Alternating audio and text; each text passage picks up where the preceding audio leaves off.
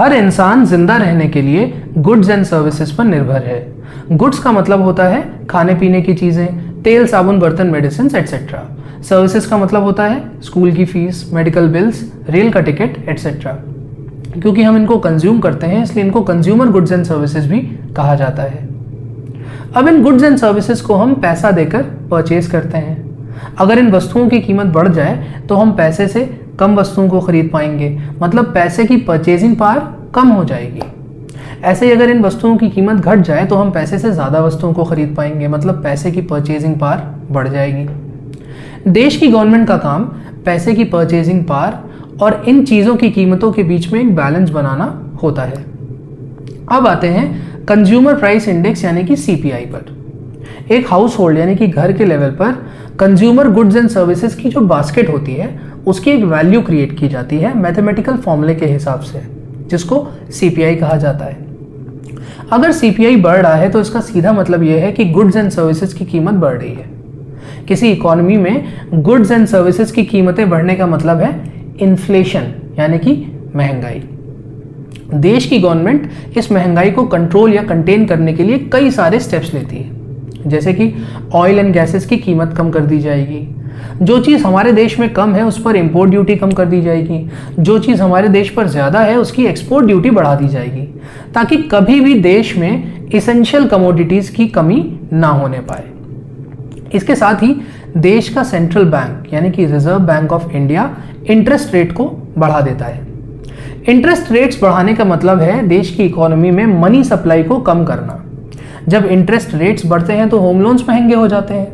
Home loans महंगे होते हैं तो कम लोग होम लोन्स के लिए ऑप्ट करते हैं, मतलब कम लोग घर खरीदते हैं। अगर घरों की डिमांड कम हो जाएगी तो उनके प्राइसेस अपने आप कम हो जाएंगे, और प्राइसेस कम होने का मतलब है इन्फ्लेशन कम होना।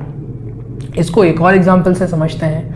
जब लोन्स की कीमत बढ़ जाती है तो बिजनेसेस बैंक से कम लोन लेते हैं। जब बिजनेसेस के पास कम पैसा होता है तो वो कम एम्प्लॉयमेंट जनरेट कर पाते हैं। जब वो कम एम्प्लॉयमेंट जनरेट कर पाते हैं तो कम स्पेंडिंग होती है। जब कम स्पेंडिंग होती है मतलब डिमांड कम होती है, मतलब कि इन्फ्लेशन कम हो जाता है। लेकिन इन इंटरेस्ट रेट्स को इनडेफिनेटली नहीं बढ़ाया जा सकता है, वरना देश में मंदी यानी कि रिसेशन की स्थिति आ सकती है। अब आते हैं आज के आर्टिकल पर। अप्रैल 2022 में इंडिया में इन्फ्लेशन रेट 7.8% पहुंच गया, जो कि पिछले 8 सालों में हाईएस्ट है। देश की गवर्नमेंट ने इसको कंटेन करने के लिए कई सारे मेजर्स लिए। आरबीआई ने इंटरेस्ट रेट्स बढ़ाए। इसके साथ ही कमोडिटीज की कीमत में कमी हुई, जिसकी वजह से जुलाई में यह घटकर 6.71% रह गया। देश की गवर्नमेंट का टारगेट है कि इन्फ्लेशन रेट 2 से 6% के बीच रहे, यानी कि जुलाई का इन्फ्लेशन रेट भी हमारे आइडियल इन्फ्लेशन रेट से ऊपर था। 7 सितंबर 2022 को देश की फाइनेंस मिनिस्टर ने दिल्ली में एक इवेंट में कहा कि इन्फ्लेशन रेट अब एक मॉडरेट लेवल पर आ चुका है। अब ये गवर्नमेंट की मेन प्रॉब्लम नहीं है, मेन प्रॉब्लम है जॉब्स क्रिएट करना, एम्प्लॉयमेंट क्रिएट करना, जिससे हमारे देश की ग्रोथ सस्टेन हो पाए। लेकिन आरबीआई के डेप्यूटी गवर्नर माइकल पात्रा का इस पर एक डिफरेंट स्टांस है। उनका यह कहना है कि कमोडिटीज की कीमतें कभी भी बढ़ सकती हैं, और इंटरनेशनल लेवल पर जियोपॉलिटिकल टेंशंस इतनी ज़्यादा है कि हम ये नहीं कह सकते हैं कि देश में इन्फ्लेशन पीक कर चुका है। इसलिए हमें इन्फ्लेशन को लेकर बहुत ही सावधानी से आगे बढ़ना पड़ेगा। इन्हीं बातों के अराउंड है हमारा आज का article, staying the course on monitoring inflation. Welcome to Angrezi Sutras. मेरा नाम है पल्लव और हम कर रहे हैं द हिंदू एडिटोरियल की डेली एनालिसिस, वो भी हिंदी में। इस आर्टिकल की समरी के बाद चलिए बढ़ते हैं इस आर्टिकल से रिलेटेड डिफिकल्ट वर्ड्स और फ्रेजेस पर। स्टे द कोर्स एक फ्रेज है जिसका मतलब होता है to pursue a difficult task to the end. To crack the UPSC exam one must work hard and stay the course with enthusiasm. Red letter एक adjective होता है जिसका मतलब होता है very important. 14th February is a red letter day for all the love birds. Cap एक verb है जिसका मतलब होता है किसी चीज पर कोई लिमिट लगाना। If you want to increase your savings start with capping the non essential expenditures. Prolonged एक एडजेक्टिव है जिसका मतलब होता है continuing for a long time. I am sick and tired of this prolonged illness, I am sick and tired of this prolonged backache. Deleterious एक adjective है जिसका मतलब होता है harmful. Smoking is deleterious for your lungs.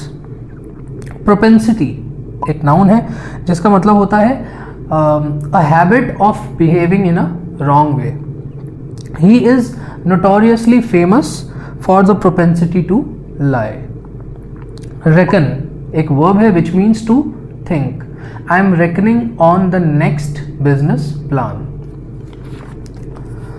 Late one the guard down is an idiom जिसका मतलब होता है stop being careful and alert. Enjoy the scenic beauty of the national park but remain vigilant of the wild animals and don't let your guard down. Multipronged एक adjective है जिसका मतलब होता है हैविंग सेवरल डिस्टिंक्ट एस्पेक्ट्स।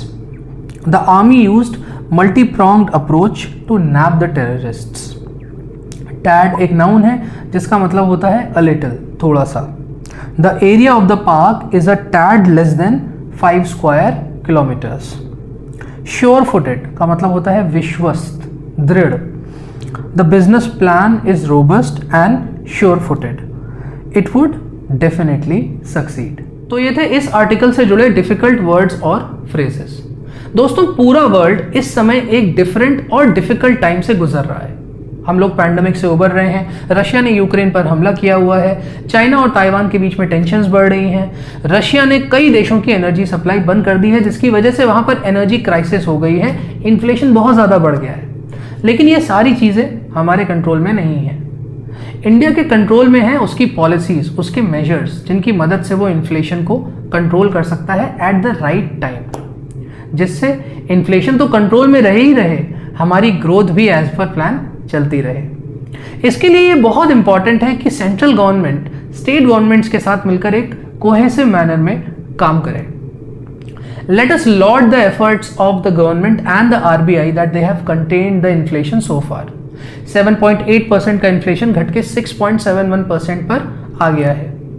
लेकिन हमें कोई भी अर्ली सेलिब्रेशंस नहीं करने चाहिए, हमें कोई भी डिसीजन पास्ट को या प्रेजेंट को सोचकर नहीं करना चाहिए। हमें ये देखना चाहिए कि भाई फ्यूचर में क्या क्या सिचुएशंस बन सकती हैं और उसके हिसाब से हम क्या क्या मेजर्स लेंगे जिनसे हमारा इन्फ्लेशन कंट्रोल में रहेगा। ये काम इंडियन गवर्नमेंट को और आरबीआई को प्रोएक्टिवली करना पड़ेगा। लेट अस होप कि वो ऑलरेडी ये काम कर रहे हो। अगले वीडियो में मिलते हैं एक और धांसू सी एनालिसिस के साथ। अंग्रेजी सूत्रास साइनिंग ऑफ।